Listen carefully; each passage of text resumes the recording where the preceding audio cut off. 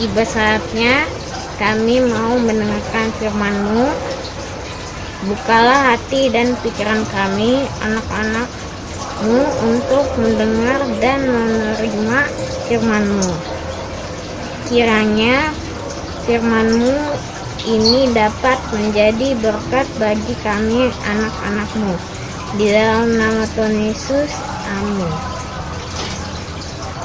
Halo kids semua, Shalom, apa kabar? Bertemu lagi dengan Kak David untuk siaran sekolah minggu secara online tanggal 3 Agustus 2025 ini. Nah, adik-adik semua, kakak punya challenge nih untuk adik-adik. Yuk, kakak mau kids semua menyiapkan permainan, entah kayu atau plastik, untuk kita bikin menjadi sebuah gedung atau menara yang tinggi. Kakak kasih waktu untuk adik-adik semua ya, kira-kira 30 detik gitu, setengah menit. Kita bangun menara kita setinggi mungkin, oke? Kakak juga punya nih di sini ya. Ayo adik-adik kita mulai.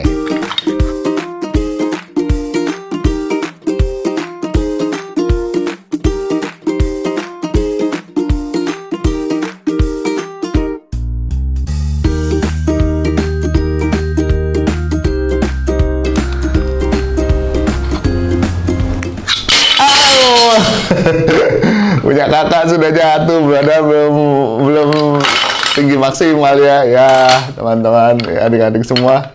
Ya begitulah.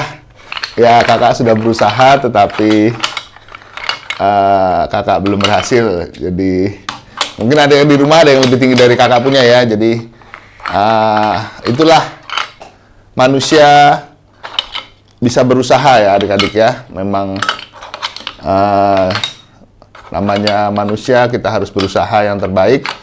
Tapi kalau memang sudah maksimal ya kita harus menerima kenyataan bahwa kita manusia yang terbatas. Nah, teman-teman, adik-adik semua, seperti kisah tadi, kita membangun sebuah menara ya yang setinggi yang kita bisa ya melalui permainan ini. Nah, adik-adik semua, pernah nggak sih adik-adik berpikir bahwa ada dulu kisah bahwa manusia ingin membangun sebuah menara yang mencapai ke langit, bahkan lebih dari langit. Mereka ingin mencapai surga bahkan, gitu ya adik-adik ya. Tapi apakah usaha mereka berhasil? Justru disitulah Tuhan campur tangan, dan sayangnya Tuhan tidak setuju dengan rencana manusia, sehingga Tuhan menggagalkan rencana manusia yang ingin membangun menara sampai ke langit, bahkan sampai ke surga itu dengan cara Tuhan sendiri. Nah, seperti apa kisahnya? Nih, kita mau belajar sama-sama, jadi adik-adik pada hari ini gitu ya. Nah, jadi kisah hari ini kita mau belajar tentang bagaimana usaha manusia membangun sebuah menara, yaitu Menara Babel, dengan kekuatan mereka sendiri. Jadi mari kita saksikan bahwa sebuah usaha manusia yang ingin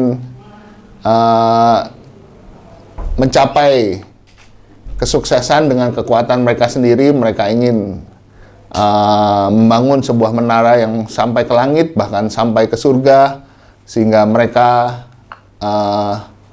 mendapat pengakuan bahwa mereka bisa dengan kekuatan mereka sendiri. Mereka tidak perlu Tuhan di dalam hidup mereka. Nah, mari kita belajar melalui video berikut ini mengenai usaha manusia untuk membangun sebuah menara sampai ke langit, yaitu Menara Babel. Selamat menyaksikan. Setelah banjir besar, Allah memerintahkan Nuh dan anak-anaknya untuk memperbanyak keturunan dan mengisi bumi. Anak-anakku dan istri mereka memiliki anak, dan semua keluarga mereka berkembang. Seiring waktu, orang-orang melewati sebuah lembah dan memutuskan untuk tinggal di sana.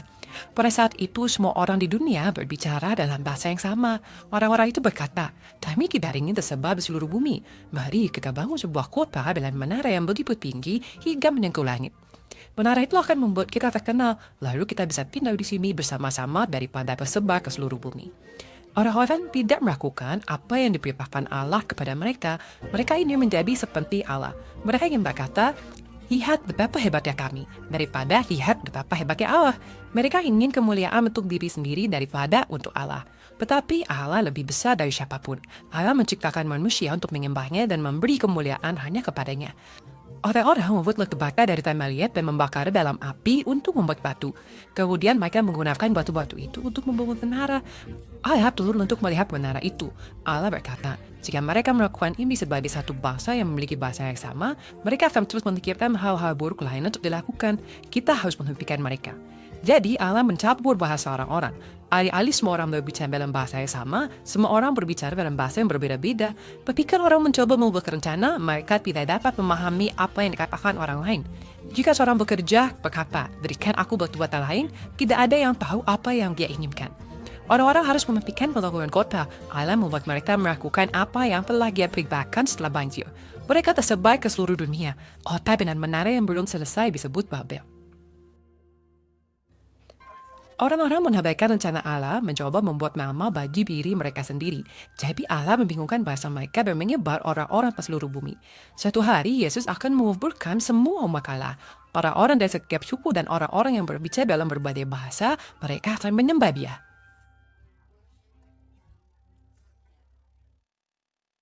Nah, kids, video tadi itu terambil dari Kejadian pasal yang ke-11. Setelah banjir air bah terjadi pada zaman Nabi Nuh, semua orang berbicara dengan bahasa yang sama dan tinggal di tempat yang sama pula. Nah, mengapa orang-orang itu ingin membangun menara Babel itu? Kita semua, ada yang tahu jawabannya? Ya, orang-orang ingin membangun menara Babel karena mereka ingin menunjukkan betapa besar dan pentingnya mereka menurut diri mereka sendiri. Ketika orang-orang menganggap diri mereka lebih penting daripada Tuhan, mereka menunjukkan kesombongan. Kakak ulangi ya kids ya. Ketika orang-orang, termaksud diri kakak sendiri, diri kids semua, menganggap diri kita lebih penting daripada Tuhan, kita menunjukkan kesombongan. Hanya Tuhan yang besar dan layak disembah. Kesombongan adalah dosa dan menjauhkan kita daripada Tuhan. Kesombongan membuat kita berpikir bahwa kita tidak membutuhkan Tuhan. Namun, semua orang diciptakan untuk menyembah Tuhan dan memuliakan namanya. Tuhan turun kepada orang-orang dan melihat dosa mereka. Allah tahu bahwa dosa mereka akan menghancurkan diri mereka sendiri. Dan karena kasih-Nya kepada manusia, Tuhan bertindak untuk kebaikan mereka. Bagaimana Tuhan menghentikan orang-orang dari melanjutkan pembangunan Menara Babel itu, kids? Pasti kids tahu jawabannya dong. Ya, benar. Tuhan membingungkan bahasa orang-orang. Satu orang berbicara dalam satu bahasa, dan orang lain berbicara dalam bahasa yang berbeda. Karena tidak ada yang dapat saling memahami, mereka akhirnya tidak dapat bekerja sama. Dan akhirnya pembangunan Menara Babel itu pun terhenti. Kids ingat apa yang terjadi karena Allah membingungkan bahasa manusia? Pasti ingat dong kisahnya setelahnya. Setelah Allah membingungkan bahasa manusia, manusia itu akhirnya meninggalkan pekerjaannya untuk membangun Menara Babel, sehingga Menara Babel tidak jadi dibangun. Tidak ada menara di dunia ini yang sampai ke langit. Bahkan gedung pencakar langit pun yang ada saat ini itu tingginya tidak mencapai ke langit. Gedung yang tertinggi di dunia saat ini pun tingginya tidak mencapai ke langit. Nah, pada waktu itu, setelah Tuhan mengacaukan bahasa orang-orang yang ingin membangun Menara Babel, Tuhan kemudian menyebarkan manusia ke seluruh bumi. Manusia mengabaikan rencana Allah dan mencoba membuat nama bagi diri mereka sendiri. Jadi Allah membingungkan bahasa mereka dan menyebarkan manusia ke seluruh bumi. Suatu hari nanti, Yesus akan mengumpulkan semua umat Allah. Orang-orang dari setiap suku dan orang-orang yang berbicara dalam berbagai bahasa, dan mereka semuanya itu akan menyembah Tuhan Yesus. Itu terdapat di Wahyu 7 ayat 9 sampai 10. Kids semua, sama seperti Allah turun untuk menghentikan orang-orang membangun Menara Babel, Tuhan Yesus juga turun ke bumi untuk menyelamatkan kita semua dari dosa. Allah tidak ingin siapapun terpisah darinya. Melalui Tuhan Yesus, kita dapat diampuni dari dosa dan memiliki harapan untuk hidup bersama Allah selamanya. Teman-teman kids yang kakak cintai, apa yang bisa kita pelajari tentang orang-orang dalam pembangunan Menara Babel tadi? Nah kids, mereka ingin membuat nama untuk diri mereka sendiri. Sangat menggoda untuk ingin agar orang lain melihat betapa hebat atau pentingnya kita. Kita ingin orang lain menyadari bahwa kita ini justru penting bagi mereka. Kita ini berharga, mereka akan tidak bisa berbuat apa-apa tanpa kita. Itu menurut anggapan kita. Kita itu penting buat mereka. Itu yang biasanya kita rasakan dalam diri kita. Kamu ini kalau nggak ada aku juga kamu nggak akan bisa. Biasanya kita punya pikiran seperti itu. Setiap kali kita mencoba membuat diri kita lebih besar daripada Allah, saat itulah kita berdosa karena kita memiliki kesombongan di hadapan Allah. Hanya Allah saja yang hebat dan layak untuk disembah. Ketika kita melihat dosa seperti ini dalam hidup kita, mari kita meminta kepada Allah untuk membantu kita agar dapat menjauh dari dosa kesombongan ini. Tuhan Yesus memberi kita kekuatan untuk menolak dosa dan membantu kita hidup untuk membuat Allah dipermuliakan dan diagungkan, atau membuat nama Allah tersebar sampai ke seluruh dunia, karena kita menjadi saksi Allah. Untuk menjadi saksi Allah menyebarkan firman Tuhan kepada orang-orang yang belum pernah mendengar firman Tuhan. Selamat menjadi saksi-saksi Tuhan Yesus.